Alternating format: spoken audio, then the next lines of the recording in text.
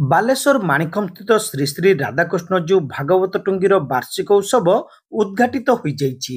April 2 ତାରିଖ ଚୈତ୍ର ଶୁକ୍ଳ ପଞ୍ଚମୀ ଠାରୁ 12 ତାରିଖ ଚୈତ୍ର ପୂର୍ଣ୍ଣିମା ପର୍ଯ୍ୟନ୍ତ ବିଭିନ୍ନ କାର୍ଯ୍ୟକ୍ରମ ଅନୁଷ୍ଠିତ ହେବ। 2 ତାରିଖ ଚୈତ୍ର ଶୁକ୍ଳ ପଞ୍ଚମୀ ଦିନ ଘଟ ଉତ୍ତୋଳନ ସହ ଘଟ ସ୍ଥାପନ, ନିତ୍ୟ ପୂଜା ସହ ସପ୍ତ ଦିବସ ବ୍ୟାପୀ ଭାଗବତ ପାଠ ଆରମ୍ଭ ହୋଇଥିଲା। 3 ତାରିଖ ଚୈତ୍ର ଶୁକ୍ଳ ଷଷ୍ଠୀ ଦିନ ପ୍ରାତଃ ମଙ୍ଗଳ ଆଳତୀ ସହିତ ନିତ୍ୟ ପୂଜା ଏବଂ ଭାଗବତ ପାଠ ଅନୁଷ୍ଠିତ ହୋଇଥିଲା। ବହୁ ଶ୍ରଦ୍ଧାଳୁ ଏହି ଭାଗବତ ପାଠ କାର୍ଯ୍ୟକ୍ରମରେ ଯୋଗଦେଇ ଭାଗବତ ଶ୍ରବଣ କରିବା ସହିତ ପ୍ରସାଦ ସେବନ କରିଥିଲେ।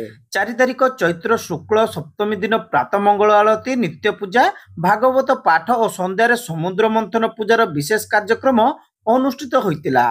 ସେହିପରି 5 ତାରିଖ ଚୈତ୍ର ଶୁକ୍ଳ ଅଷ୍ଟମୀ ଦିନ ପ୍ରାତଃ ମଙ୍ଗଳ ଆଳତୀ, ନିତ୍ୟ ପୂଜା, ଭାଗବତ ପାଠ ଏବଂ ସନ୍ଧ୍ୟା ଆରତୀ ପରେ ଶ୍ରୀକୃଷ୍ଣ ଜନ୍ମ ପୂଜାର ବିଶେଷ କାର୍ଯ୍ୟକ୍ରମ ଅନୁଷ୍ଠିତ ହେବ। 6 ତାରିଖ ଦିନ ଚୈତ୍ର ଶୁକ୍ଳ ନବମୀ ଦିନ ପ୍ରାତଃ ମଙ୍ଗଳ ଆଳତୀ, ନିତ୍ୟ ପୂଜା, ଭାଗବତ ପାଠ ସହିତ ସନ୍ଧ୍ୟା ଆରତୀ ପରେ ରୁକ୍ମଣୀ ବିବାହର ବିଶେଷ କାର୍ଯ୍ୟକ୍ରମ ଅନୁଷ୍ଠିତ ହେବ। ସେହିପରି 7 ତାରିଖ ଏବଂ 8 ତାରିଖରେ ପ୍ରାତଃ ମଙ୍ଗଳ ଆଳତୀ ଓ ନିତ୍ୟ ପୂଜା ସହ ଚୈତ୍ର ଶୁକ୍ଳ ଏକାଦଶୀ ଦିନ ସପ୍ତ ଦିବସୀୟ ଭାଗବତ ପାଠର ଉଦ୍ଯାପନ ହେବା ସହ ସୀତା ଯଜ୍ଞର ଶୁଭାରମ୍ଭ ହେବ।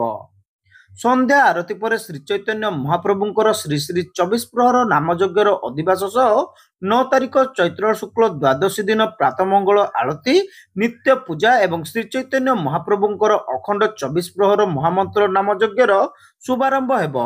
10 ତାରିଖ ଦିନ ଚୈତ୍ର ଶୁକ୍ଳ ତ୍ରୟୋଦଶୀ ଦିନ ପ୍ରାତଃ ମଙ୍ଗଳ ଆଳତୀ, ନିତ୍ୟ ପୂଜା ଏବଂ ଶ୍ରୀ ଚୈତନ୍ୟ ମହାପ୍ରଭୁଙ୍କର ଅଖଣ୍ଡ 24 ପ୍ରହର ନାମଯଜ୍ଞ।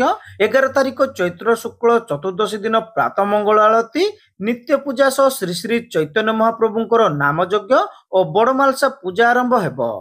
ସେହିପରି 12 ତାରିଖ ଦିନ ଚୈତ୍ର ଶୁକ୍ଳ ପୂର୍ଣ୍ଣିମା ଦିନ ପ୍ରାତଃ ମଙ୍ଗଳ ଆଳତୀ, ନିତ୍ୟ ପୂଜା ସହ ଶ୍ରୀ ଶ୍ରୀ ଚୈତନ୍ୟ ମହାପ୍ରଭୁଙ୍କର ନାମ ସାନମାଇସା ଅର୍ପଣ ଓ କାମଯଜ୍ଞର ସମାପନ ହେବ।